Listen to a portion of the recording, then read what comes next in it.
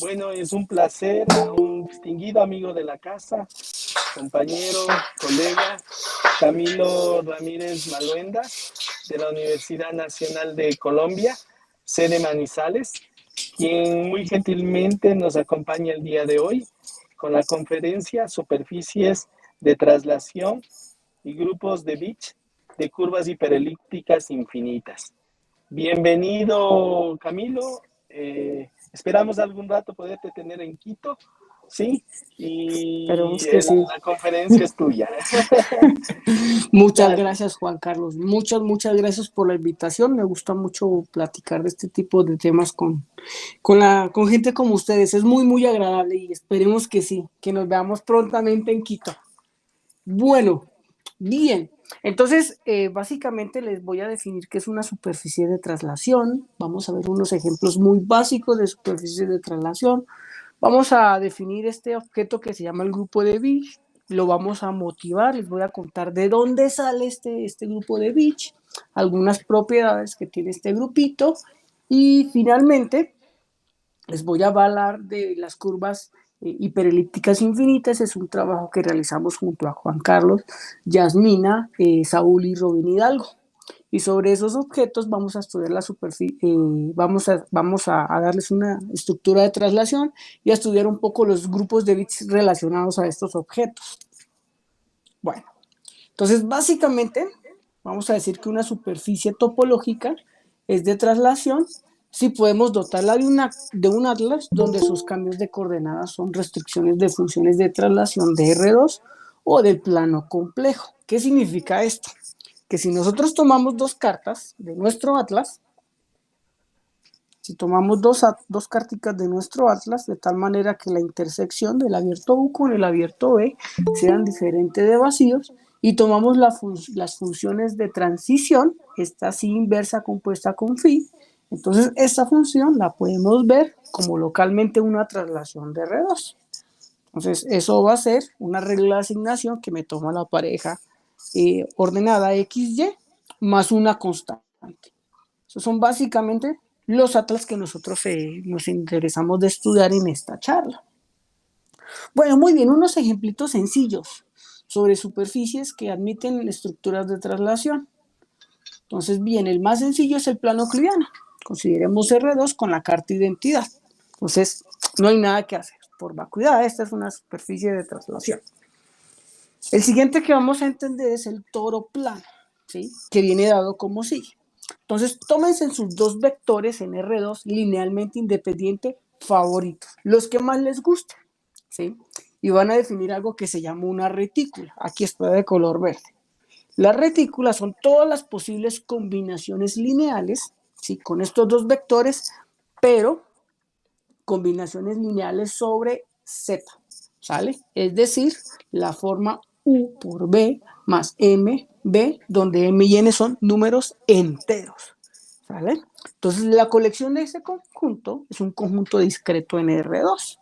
Entonces, más o menos pinté esa retícula ahí en R2, son esos puntitos verdes que se ven ahí en el dibujo, ¿sale? Bien, entonces, cuando tenemos esos puntos, ¿sí? Entonces fíjense que podemos ver un paralelogramo especial, el que tiene lados, los vectores U y B, ahí están pintados de color rojo, ¿sale? Entonces no perdamos de vista ese paralelogramo. Ahorita les digo por qué. Bueno, entonces resulta que esta retícula la podemos pensar como un grupo abeliano. Este grupo es isomorfo a Z cruz Z. Y lo interesante es que la retícula actúa sobre R2 mediante traslaciones. Es decir, tomas tú una combinación lineal de estos objetos que de la retícula y el punto Z en R2 y lo vas a enviar a, perdón, el punto X, ¿sí? Y lo vas a enviar a X más MB más NB. Y ahora te fijas en el conjunto de órbitas definida por esta acción alfa, ¿sale? Y esa acción, sí, ese conjunto de órbitas es el toro plano. Geométricamente, ¿cómo lo vamos a pensar? Entonces, hagan de cuenta que su plano R2 es un pañuelo, ¿sí? Ese plano R2 es un pañuelo. Y lo que está haciendo, su acción, es doblar ese pañuelo de tal manera que les quede el polígono P. ¿Sí? Eso es lo que hace la acción. ¿Sí? Dobla tu R2 como si fuera un pañuelo hasta que te quede el paralelogramo P. ¿Sale? ¿Y luego qué haces? Ahí está geométricamente. Ahí está tu paralelogramo P. Entonces, la acción identifica los lados paralelos mediante traslación. Esa acción ya la conocen de su curso de topología. El lado de color rojo, ambos lados, que los llamé A, los vas a pegar. También vas a pegar los lados de color azul, que se llaman B, los vas a pegar. Primeramente, cuando pegas A, obtienes un cilindro y luego pegas los dos extremos del cilindro hasta completar el torito. ¿Sale? Lo interesante es que la forma como yo construí esta superficie, obtengo un atlas de traslación. ¿Sale? Por la manera en que está dado alfa, como la acción es por traslación, entonces tengo automáticamente una estructura de traslación sobre el toro. ¿Sale? No es difícil de probar, que verdaderamente sí lo puedo hacer. Hay que echar un poco de cuentas, pero no hay ningún problema. Se puede hacer. Va. Otro ejemplo, el cilindro plano. ¿Sí? Entonces, ahora vamos a definir otra retícula. ¿Sale? Muy parecida como lo hicimos en el toro. Ahora tomen su vector no nulo preferido de R2. ¿Sale? Solamente uno solito. Y van a tomar todas las posibles combinaciones lineales de ese vector sobre Z, es decir, los vectores de la forma NB. ¿Sale? Entonces, cuando dibujan todos esos puntos en R2, ¿sí? Aquí pueden ver una idea geométrica, son todos esos puntos rojos. ¿Sale? Y ahí está mi vectorcito. Ese conjunto, esa retícula también es un conjunto discreto de R2 y lo podemos pensar como un grupo isomorfo AZ. Muy bien. Como en el toro, esta retícula también va a actuar sobre R, nuevamente por traslación. Tomas un NB, Z y lo vas a enviar a NB más Z. Y esa acción define su conjunto de órbitas y el conjunto de órbitas es un cilindro. Entonces, ¿cómo vamos a pensar la geometría de esa retícula? Nuevamente, ustedes tienen R2, si tienen R2, y van a doblar. ¿Sí? Nuevamente como si fuera un pañuelo, pero cuando doblan, van a tener estas franjas, van a tener una sola franja de esta de color, de una franjita de estas P, como en el dibujo. Sale esa bandita. El plano R2 vas a doblar hasta obtener esa banda. Cuando tienes esa banda, te quedan los lados A y B. Y la acción dice que, oye, esos lados los vas a pegar. Y cuando tú los pegas o lo identificas, ahí obtienes tu cilindro. Entonces, nuevamente, no es difícil probar de la manera en cómo construiste ese cilindro, pues tienes una estructura de traslación. Bueno, chicos, no hay más ejemplos de estructuras de traslación así bonitos, simpáticos. ¿Por qué? Porque es que resulta que hay un teorema muy interesante que se llama el teorema de uniformización de Klein-Poincaré-Coe, que nos dicen que las únicas superficies, ¿sí?, en las cuales yo les puedo dotar de una estructura de traslación son el toro, el plano y el cilindro. No hay más. Esas son las únicas donde yo puedo definir una estructura de traslación. Pues entonces, ¿qué pasa? Pues se me cayó la definición, ya no puedo seguir trabajando. Bueno, sí lo podemos hacer, ¿sí? Entonces, lo que hay que hacer ahora es tomar las otras superficies y remover una cantidad discreta de puntos, ¿sale? Entonces, vamos a quitar una cantidad una cantidad discreta de puntos en cualquier superficie y la vamos a dotar de una estructura de traslación. Ahí sí lo podemos hacer, ¿sale? Para dotar de estructura de traslación a cualquier otra superficie de estas que ustedes están viendo, necesitamos remover una cantidad discreta de puntos, los cuales vamos a llamar las singularidades de la superficie. ¿Sale? Entonces, una pequeña observación, si la superficie es compacta, ¿sí?, el conjunto de singularidades tiene que ser finito. ¿Sale? Bien. Entonces, ya bajo esta observación, y como consecuencia del teorema de uniformización, ya aparece una nueva definición de superficie de traslación. Vamos a generalizar lo que ya explicamos al inicio de esta charla. Entonces, para nosotros una superficie topológica la vamos a llamar traslación, si es, excepto un conjunto de puntos, que lo llamamos singularidades, puede ser dotada de una clase de traslación.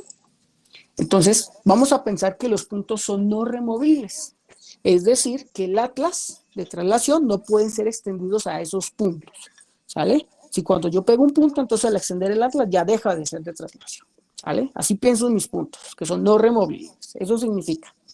Bueno, entonces vamos a ver ejemplos ahora de superficies de traslación bajo esta nueva definición. Entonces, uno muy bonito, ¿sí?, es aquella superficie que se obtiene de tomar el octágono regular e identificar lados paralelos mediante una traslación.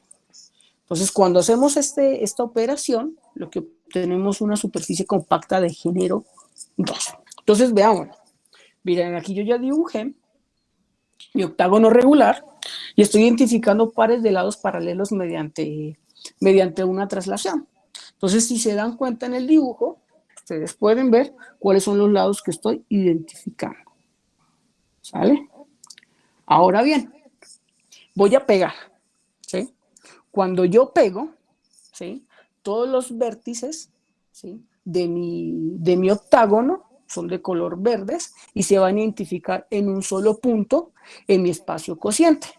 ¿Sale? Entonces, si se dan cuenta, en mi espacio cociente, las vecindades de ese punto, ¿sí?, las vecindades de ese punto son como estos cubrientes ramificados del disco unitario, ¿sí? Ese se le llama un punto cónico de ángulo 6π, ¿sale? Hagan de cuenta que toman, denme un segundito, yo por aquí tengo un modelo de ese objeto, déjenme se los muestro.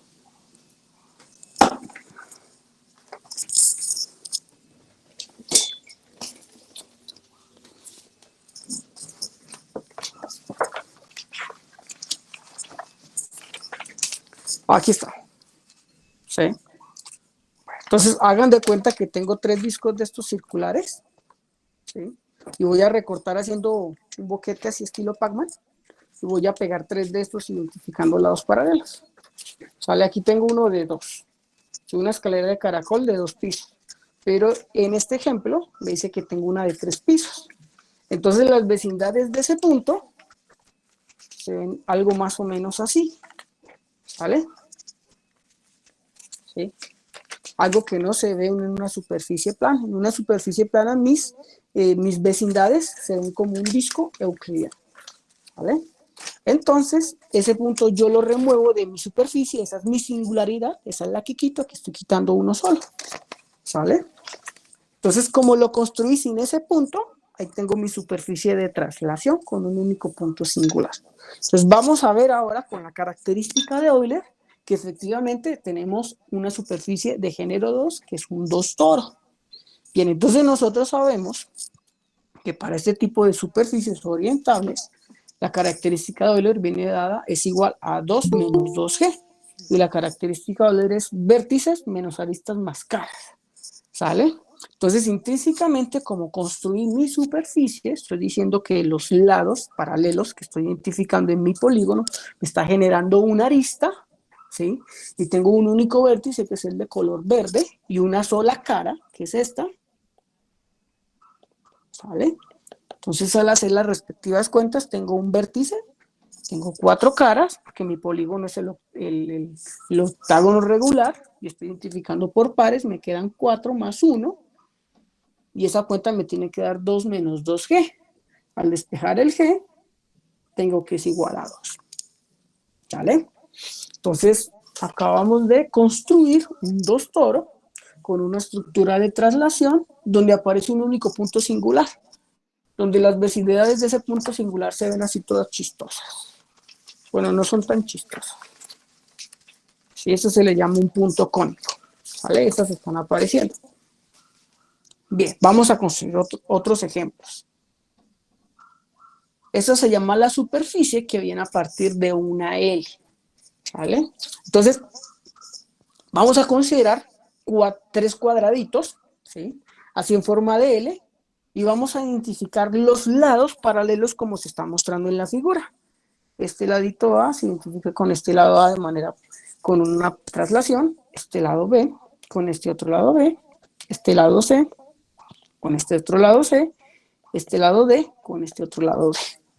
Cuando hacemos las identificaciones, los vértices de los cuadraditos se identifican solo en un punto. Y nuevamente, si queremos estudiar las vecindades de ese punto, ¿sí? Nos aparece un punto cónico de ángulo 6π. Algo de eso es como de este estilo como les estaba mostrando. ¿Sale? Y los otros puntos, ¿sí? Las vecindades son del estilo de un abierto de R2. Entonces, como construimos esta superficie, ¿sí? Le estamos dando una estructura de traslación con un único punto singular. Allí tenemos que remover ese punto chistoso, esa singularidad, para poder definir una estructura de traslación. Nuevamente, podemos encajar allí una gráfica dentro de la superficie, hacer el conteo y averiguar cuál es el tipo topológico de esta superficie.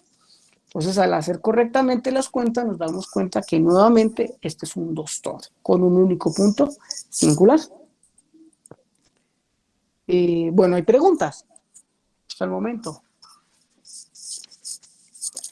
Vamos a complicar un poco la cosa.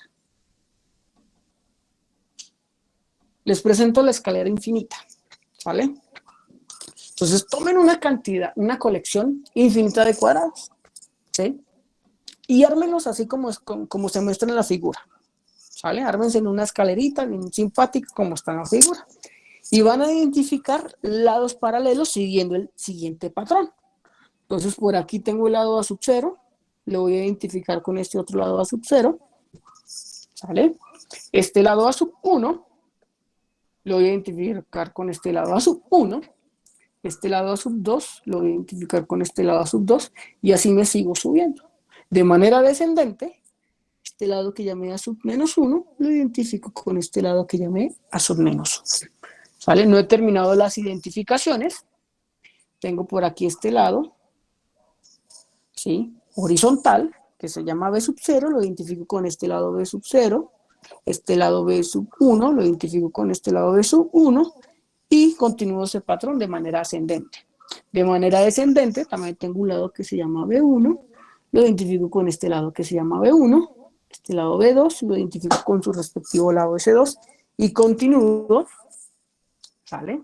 Continúo el patrón de manera descendente en mi escalera infinita.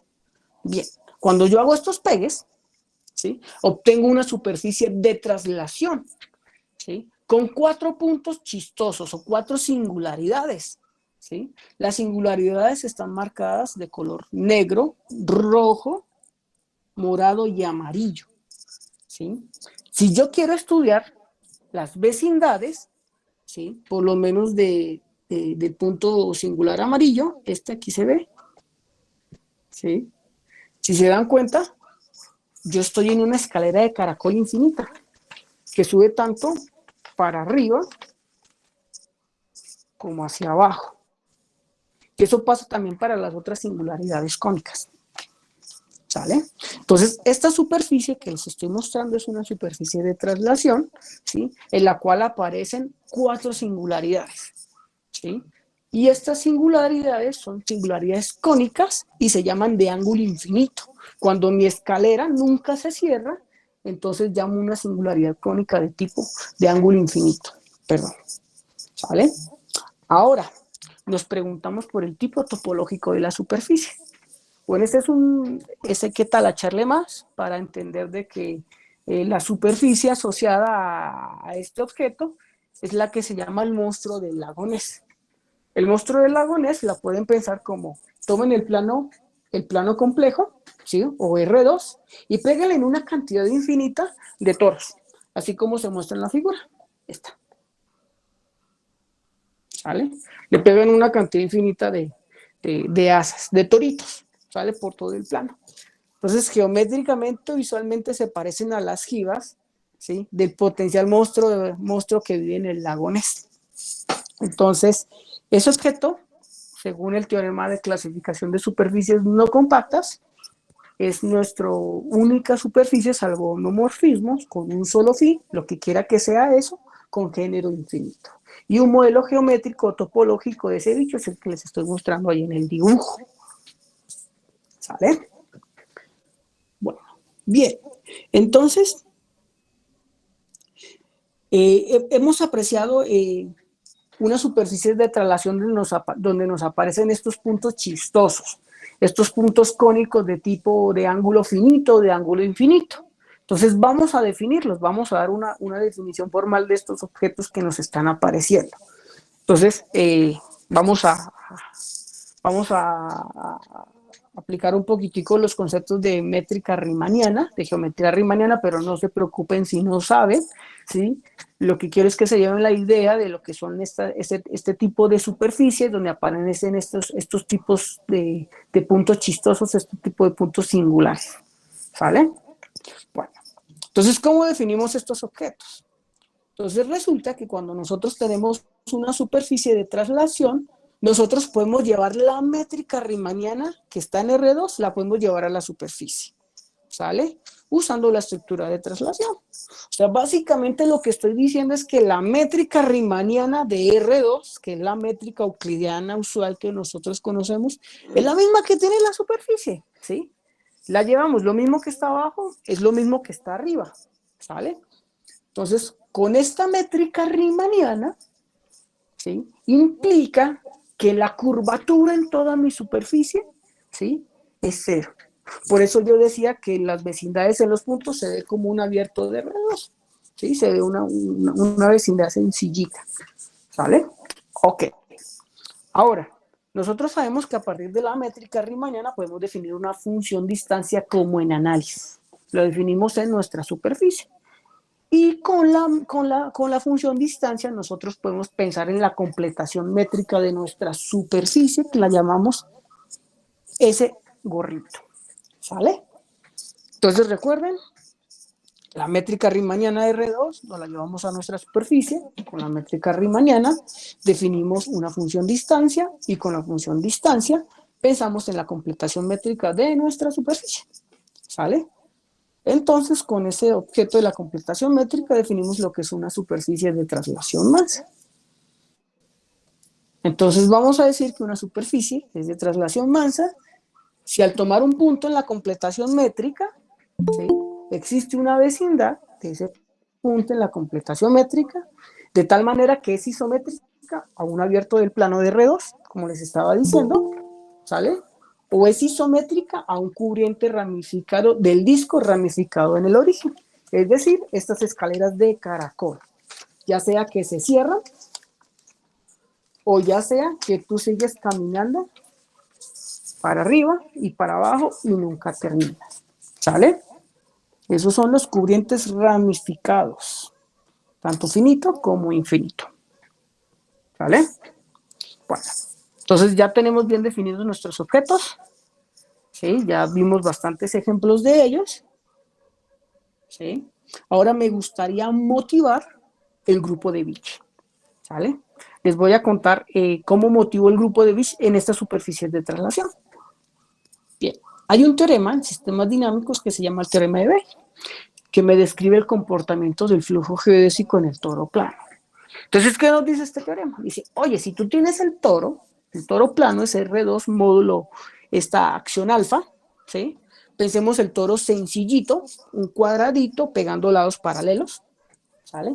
Y vas a tomar una dirección, ¿sí? Entonces el comportamiento del flujo geodésico asociado al campo que tú tomaste para esa dirección satisface una de las siguientes propiedades.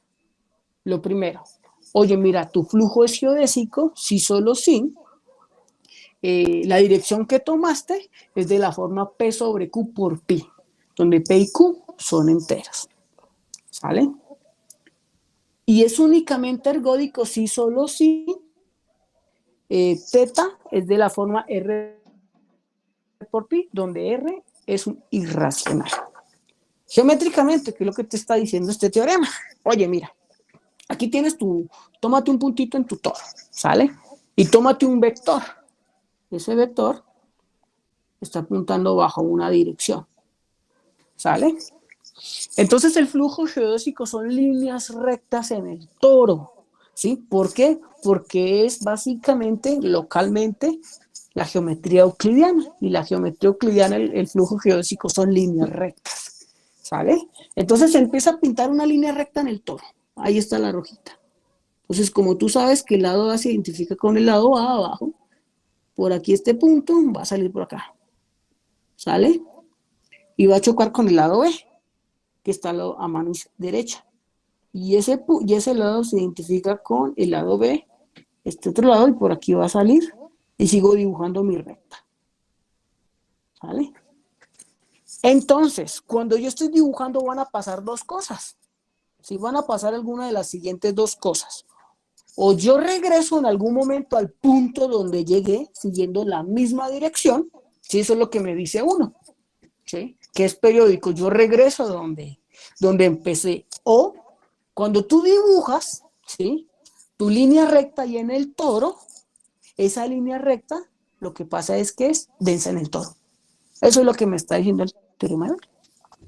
¿Vale? Bueno. Entonces, este es un fenómeno, esta es una dicotomía o la descripción del flujo geodésico en el toro.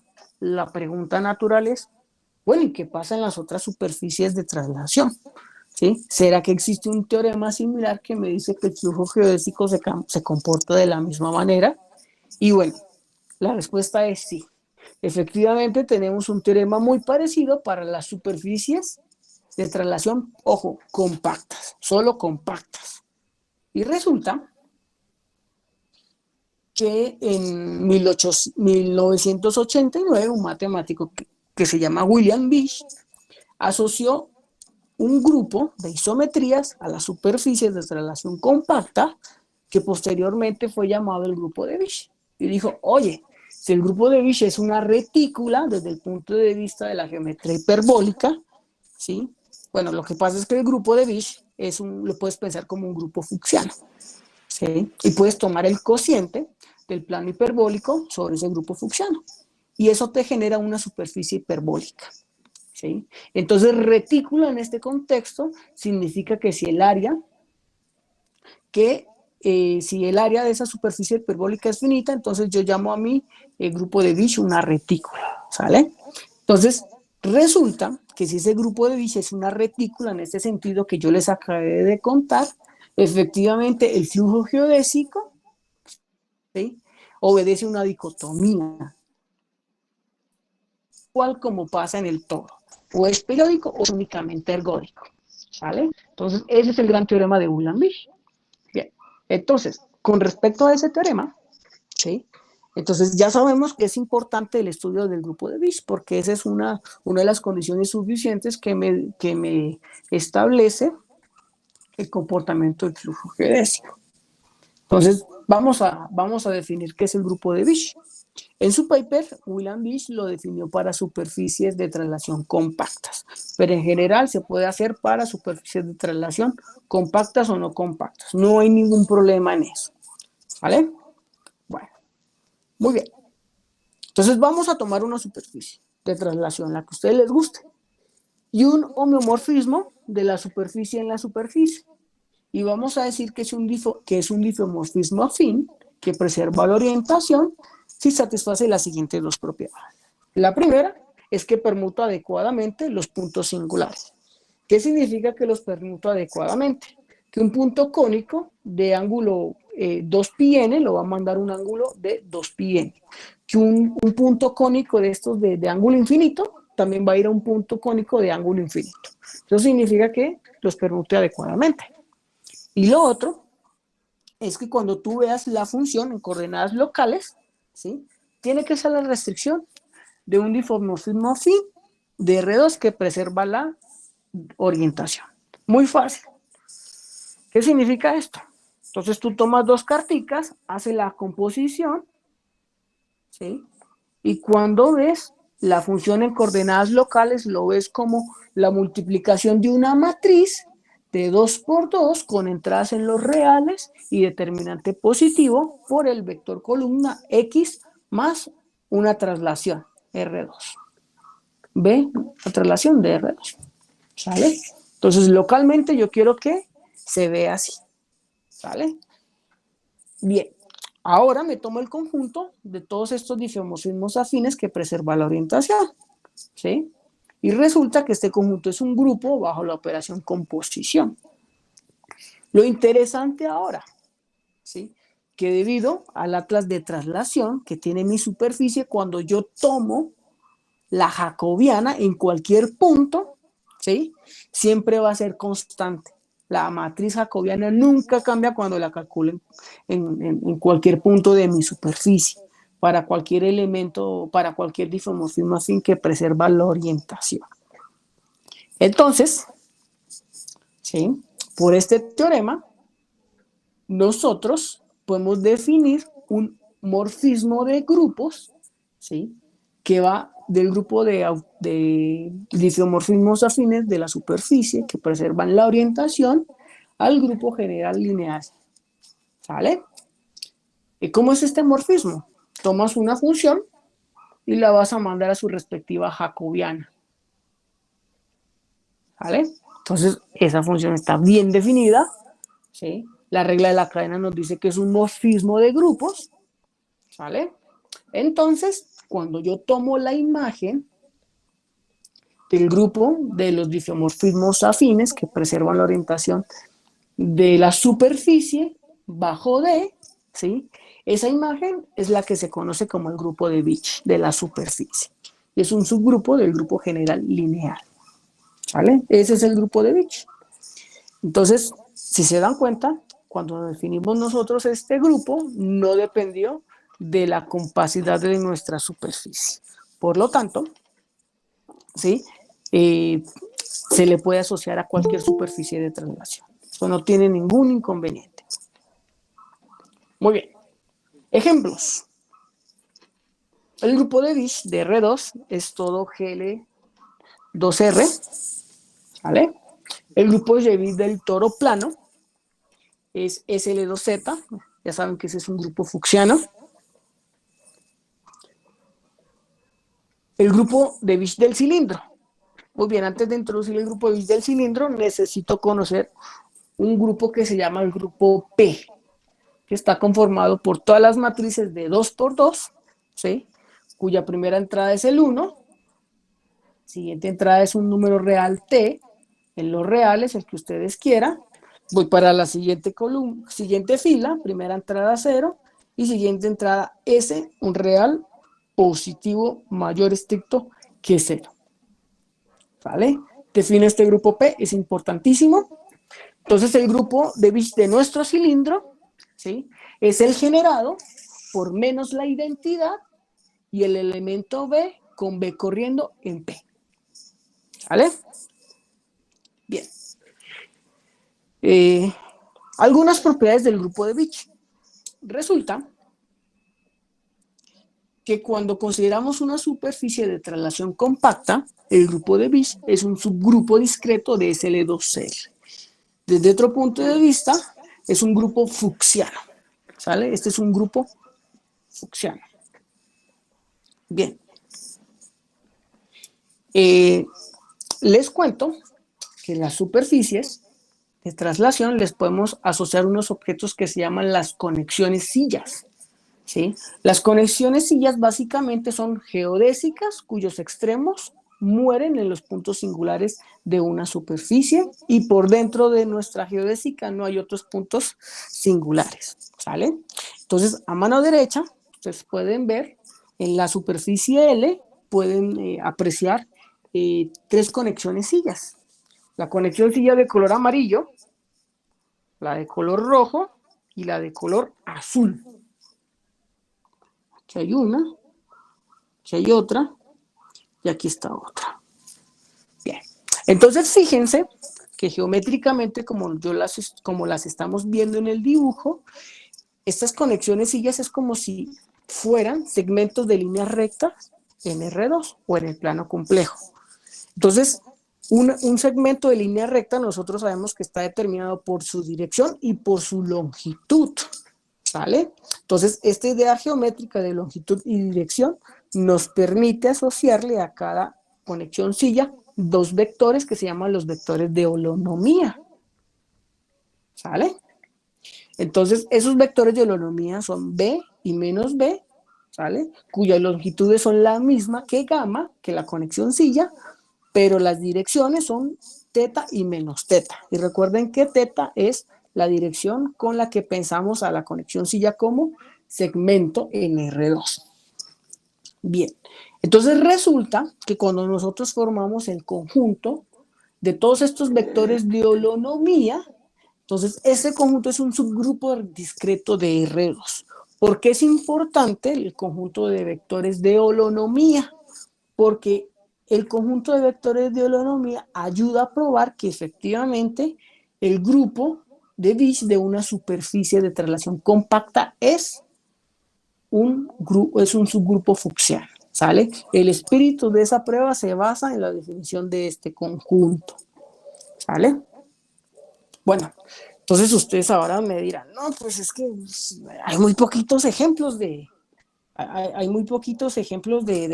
grupos de Bisch, ¿sí? Y bueno, ¿y por qué?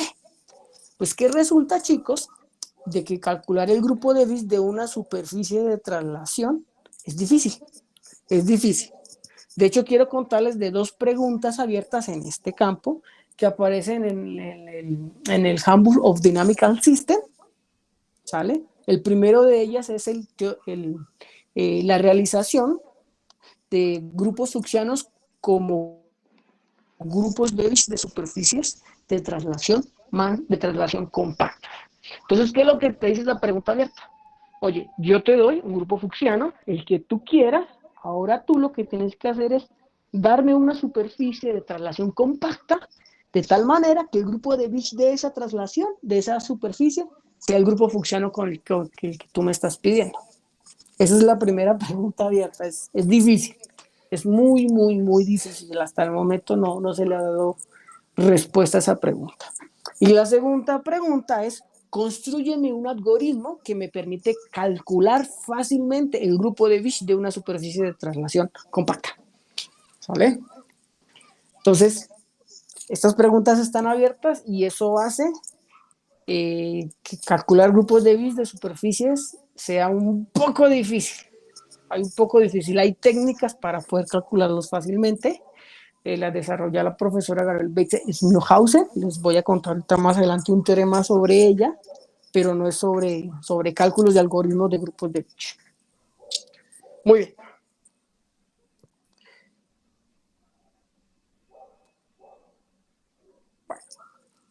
Para el caso de las superficies compactas, ¿sí? Yo les conté cómo estaba caracterizado el grupo de Bisch, que era un subgrupo fucsiano, ¿sale? Eso es en el caso cuando son compactas. Ahora, ¿qué pasa en el caso Manson en general? Cuando la superficie puede que no sea compacta. Hay un teorema que me describe cómo es el grupo de Bisch, y ese teorema se le debe a Piotr Pyszczynski, Gabriela Betze-Smühlhausen y Ferran Valdés. Entonces, ¿qué me dice ese teorema? Me dice, oye, que si tú tienes gamma de S, ¿sí? Que es el grupo de Bisch de una superficie de traslación mansa, entonces ese grupo tiene que satisfacer algunas de las siguientes condiciones. La primera condición, gamma es numerable y no tiene elementos que contraen. Es decir, que no hay matrices de tal manera, ¿sí?, que satisfacen la condición de que la norma de la matriz multiplicada por el vector B es menor estricto que la norma de B para todo B en R2 menos el vector 0, ¿sale? O lo que puede pasar es que el grupo fucsiano es conjugado al grupo P, de ese que ya les estaba hablando, el que necesité para definir el grupo de Bisch del cilindro. O resulta que el grupo fucsiano es conjugado a P', ¿sale? P' es el generado por las matrices B y menos la identidad con B corriendo en el grupo P, ¿sale? Este P' es el grupo de Bisch del cilindro. O resulta que el grupo de Bisch de mi superficie de traslación mansa es el general lineal completo, ¿sale? Bien. Entonces yo les conté que hay una serie de preguntas abiertas para el caso compacto, ¿sí? El problema de realización de subgrupos fucsianos como grupos Lewis de superficies de traslación compacta. Pues resulta que para el caso no compacto, eh, pues es un poco más fácil el asunto, ¿sí? Bueno, no significa que sea fácil, significa que estas tres mismas personas dieron un teorema de realización para el monstruo del lago Ness. ¿Cuál es ese teorema de realización? Entonces, estos tres cuates dijeron, bueno, con, considérate un subgrupo, ¿sí? Un grupo que satisface las primeras tres condiciones del teorema anterior. Ahí está, mira. ¿Sí? Tómate un G, o que satisface 1, que satisface 2, o que satisface 3. Y resulta, ¿sí?, que ellos construyeron un monstruo de lago Ness con estructura de traslación mansa, de tal manera que el grupo de Bisch es exactamente ese G que están pensando. Bueno, muy bien. Junto con Ferran Valdés, nosotros obtuvimos un teorema muy similar, pero para el árbol florido de Cantor. ¿Sale? Entonces, déjenme contar qué significa el teorema y después les cuento quién es el árbol florido de Cantor. Entonces, supónganse que toman un subgrupo de GL2R más, ¿sale? Que satisface alguna de las tres primeras condiciones de este teorema principal, ¿sale? O que satisface 1, que satisface 2, que satisface 3. Ahí está tu G. Entonces, nosotros construimos un árbol florido de Cantor con estructura de traslación mansa, de tal manera que su grupo de Bisch sea exactamente ese grupo G que habíamos pensado. Bueno, entonces, básicamente, ¿qué es el árbol florido de Cantor? Entonces, es una superficie muy bonita que la podemos construir con cilindros. Entonces, tómese en este cilindrito, ¿sale? Ahí está su cilindro. Y al final, ¿sí?, de las mangas de ese cilindro van a pegar otro cilindro. Aquí está, mira, listo. Y en el final de la manga, del otro de este cilindrito, de esta manga, pegan cilindros. ¿Sí? Y van a seguir pegando cilindros a finales de cada manga.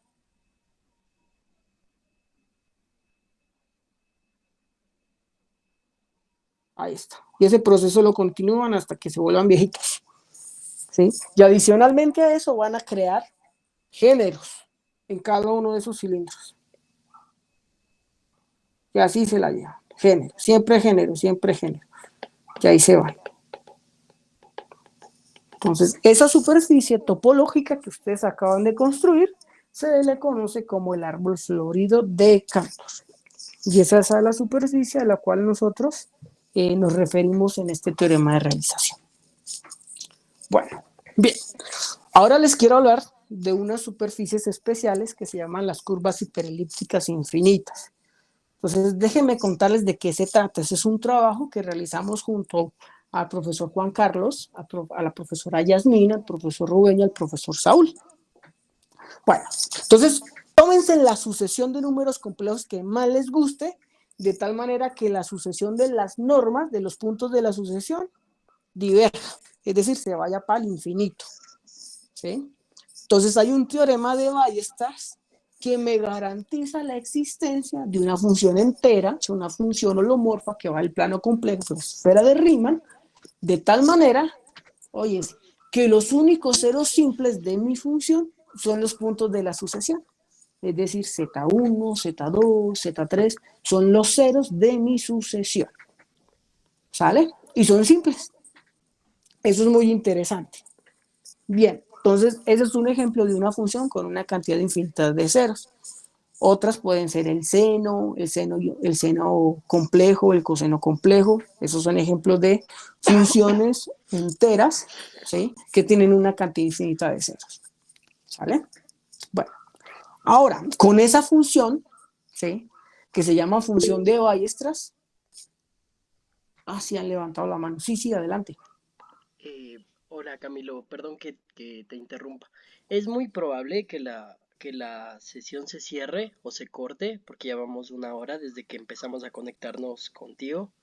Entonces pedirles a los asistentes que si en caso de que se cierre, voy a reiniciar con el mismo enlace para continuar. ¿Ya? Listo. Muchísimas gracias. Gracias a ti. Perdón. Bueno, entonces, con esta función de Weierstrass, vamos a definir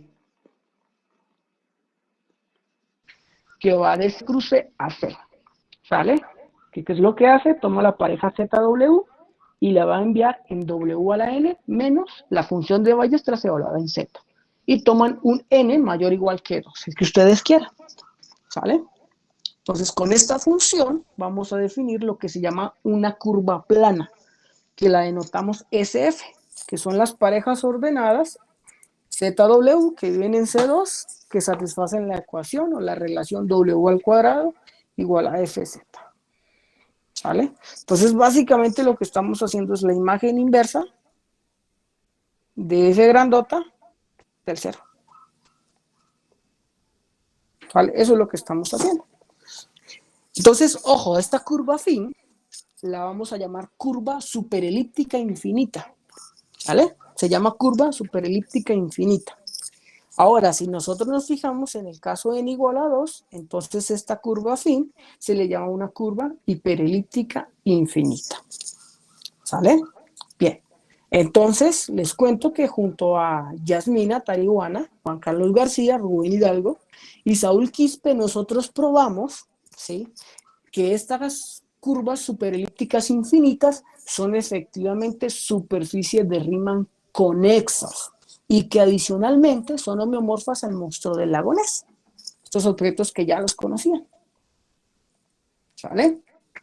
Entonces, esos bichos que provienen de estudiar esos ceros de esas funciones, ¿sí?, de esas funciones de Weierstrass, son monstruos de lago Ness, superficies de Riemann no compactas. Bien. Ahora, en un previo trabajo que yo estoy desarrollando, pude probar, ¿sí?, que a estas curvas superelípticas infinitas se les puede dar una estructura de traslación mansa, ¿sale? Y adicionalmente yo te puedo decir cuáles son los puntos cónicos. Los puntos cónicos son las parejas ZK, 0 con K en los naturales. Es decir, la primera entrada son los puntos de las sucesiones, ¿sí? Y adicionalmente te puedo decir que son puntos cónicos de ángulo 2π n, donde n es el exponente que todavía es considerado para definir la curva plana. ¿Sale? Bien. Más interesante aún. Resulta que yo les había dicho que en el caso compacto, ¿sí?, las superficies de traslación, el conjunto de holonomía era un subgrupo discreto de R2. Para el caso de las curvas superelípticas infinitas, ¿sí?, el conjunto de vectores de holonomía resulta que es un espacio polaco. ¿Qué es un espacio polaco? Es un espacio completamente metrizable y separable. ¿Sale? Entonces, no es este resultado. Bueno, los chicos que estuvieron en el workshop de superficies en la frontera, vieron que nos presentaron el Big Mapping Class Group. Y resulta que los Big Mapping Class Group están relacionados con los espacios polacos.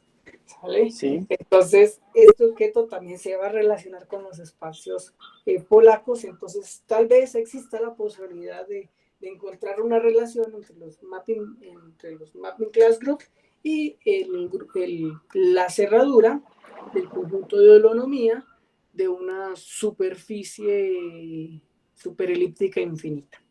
¿Sale? Wow. Entonces, bueno, eso les quería contar de por qué considero de que este teorema es interesante. ¿Sale? Bueno, y finalmente, les puedo contar cómo puede ser el grupo de Bisch de una curva superelíptica cuando es no numerable, ¿sí?, cuando es infinito. ¿Vale? Entonces, el teorema de Petinsky, Schmidhuisen y Ferrer nos dice, oye, si es no numerable, entonces es de la forma P o P', y si es numerable es así, ¿sale? Entonces yo te digo que para las curvas superelípticas, el caso no numerable P o P' ocurre sí, solo sí, cuando tú puedes poner los puntos de tu sucesión sobre una línea recta, ¿sale? Si los puntos de la sucesión están sobre una línea recta, entonces el grupo de Bisch de tu curva superelíptica infinita es P o P', no hay de otra. Pero si los puntos no están sobre una línea recta, el grupo de Bisch es numerable. ¿Cuál? No sé. Ahí está. El trabajo está todavía en progreso. Y bueno, muchísimas gracias. Excelente, Camilo. Muchísimas gracias. Les pido por favor a los asistentes Un abrir aplauso. los micrófonos para un aplauso a Camilo. Sí.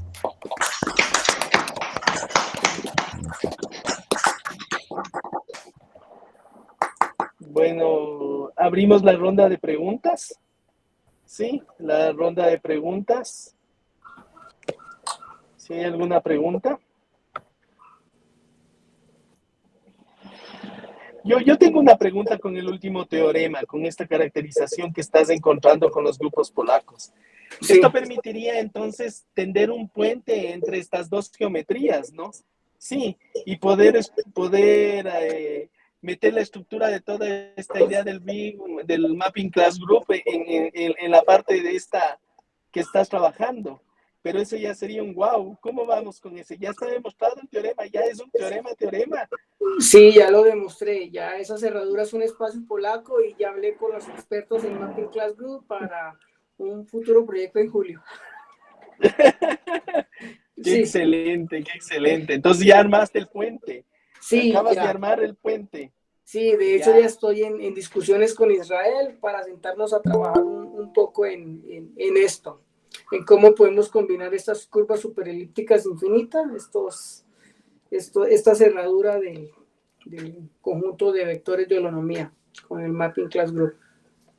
Ya, y en esta parte del último teorema que mencionaste, cuando les caracterizaste con estos si son colineales, es decir, que tú tienes traslaciones a alguna estructura que te permitan llevar todos los puntos hacia una línea, algo así. Sí. De hecho, se prueba de que tú puedes hacer una traslación, ¿sí? ¿Ya? O sea, el primer punto lo puedes llevar al origen.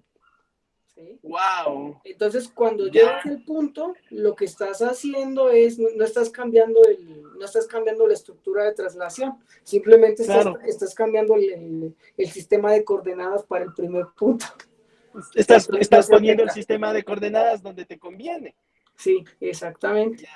Perfecto. Incluso fíjate que todo se puede llevar sobre el eje real, ¿sí? Wow. Porque el teorema te dice, ¿es conjugado a P o a P'? ¿Tú cómo conjugas? Sí. Con una rotación. Sí. Ajá. Entonces pones todo sobre la línea recta, sobre el eje real. Sí, y es más fácil trabajar. Entonces ahí dices, puedo suponer si está sobre cero y no sé, los otros están sobre el eje real o bueno, ahí defines cómo los quieres ver. Ya. Claro, facilita la forma de ver la estructura, ¿no? Sí. Ya, perfecto. No sé si hay otras preguntas más. Sí, mira, y es que lo otro, bueno, es que tú conoces la construcción, ¿sí? Tú conoces la construcción, entonces lo que se hace es, lo que yo hice, pues, ¿sí? Claro. Es con la proyección en la primera coordenada, pues lo veo todo en el plano. ¿Le bajas? Lo veo todo en el plano. Muy bien. Sí, lo que está allá muy arriba, interesante. pues, lo veo en el plano. Oye, qué simple, pero a veces no es simple la idea, pero sí, después de haberle trabajada. De hecho, las conexiones sillas son levantamientos de segmentos abajo con extremos en los puntos de la sucesión. ¿Sí? Entonces las levantas con la función, con la inversa de la proyección, y pues por teorema de cubriente, pues allá cuántas imágenes ves de los. Y también la bajas. Ya. Sí, incluso también tengo una caracterización de todos los posibles vectores de holonomía, haciendo diferencias entre puntos de la sucesión. Qué bien, Así los puedo sacar todos. Qué bien, qué bien. Eso te permite describir hacia lo que llegaste. Qué Sí, genial, sí, Camilo, qué de, genial, de qué hecho me genial. permite decir que es numerable, ¿sí? Porque necesito un denso Ya, de numerable en la cerradura para decir que es polaco. ya, perfecto. Tenemos Jorge Jaramillo. Jorge, no sé si es Jorge Jaramillo que está levantando la mano. Sí, sí, sí, Juan Carlos. Jorge, Bien, felicitaciones, Camilo, por la conferencia, muy interesante. Bueno, Gracias. cuando iniciaste, hablaste de las superficies y todo esto, de los casos, los ejemplos, y mencionaste ahí las geodésicas. Cuando ya vas introduciendo a esta parte más abstracta y todo eso, ¿se puede también mencionar las geodésicas en ese tipo de superficies o no tienen relación en ese campo? Sí, sí, sí, sí, puedes estudiar las geodésicas, pero resulta que ahí está más difícil estudiar el comportamiento del flujo geodésico, Ya, ¿sí? Porque mira, si, fíjate, si te tomas este cubriente, ¿sí? ya. Y tomas una geodésica que salga del punto singular Ajá, y que ajá. va al infinito, pues ya no Ya, puedes decir si el comportamiento es únicamente ergódico, cerrado, ¿no? Pues no, ya, ya no, ya no ya puedes. no puedes saber ahí. Sí, es que la Ajá. compacidad sí es muy fuerte, la compacidad sí Ujú. te permite ahí controlar la geodésica, está por ahí, ¿sí? Y la no compacidad sí está difícil. Oh, Pero mira, para no decepcionarte, eh, existen casos de superficies de traslación, esas ya no son más, se llaman salvajes, en el cual tienen área finita, ¿sí? ya. Tienen Ujú. área finita y ahí se estudia el comportamiento del flujo geodésico, esas son las Wiles Translation Surface. Si no Ya. soy experta en esas, ¿sí? Ok. Pero son superficies de traslación con área finita, ¿sí? Listo. Y la finitud del área hace que estudien Puedas el estudiar las comportamiento del flujo geodésicas ahí en geodésico. este caso. Sí. Ok. Muchas gracias, Camilo. No, con gusto, con gusto. Gracias, Juan Carlos. súper, Jorge, que nos hayas acompañado el día de hoy. ¿Hay alguna otra pregunta más?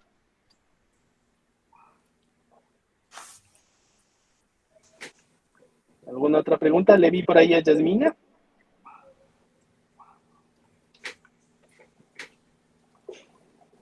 Sí, Bueno, no sin... tengo preguntas, pero solo felicitaciones a Camilo, que siempre nos da una charla súper linda.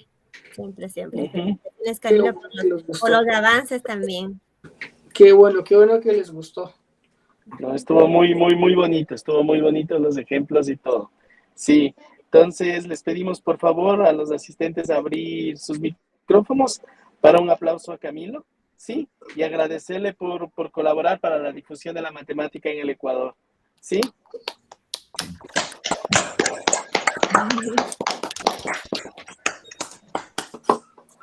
Bueno, antes de finalizar, quiero hacer una pequeña propaganda. Camilo, también, aquí en el Ecuador, vamos el día 14 de marzo. Cris, le compartí algo, a ver si puede compartir, por favor, porque yo no me moví de donde estacioné el auto para escuchar toda la conferencia. Sigo estacionado.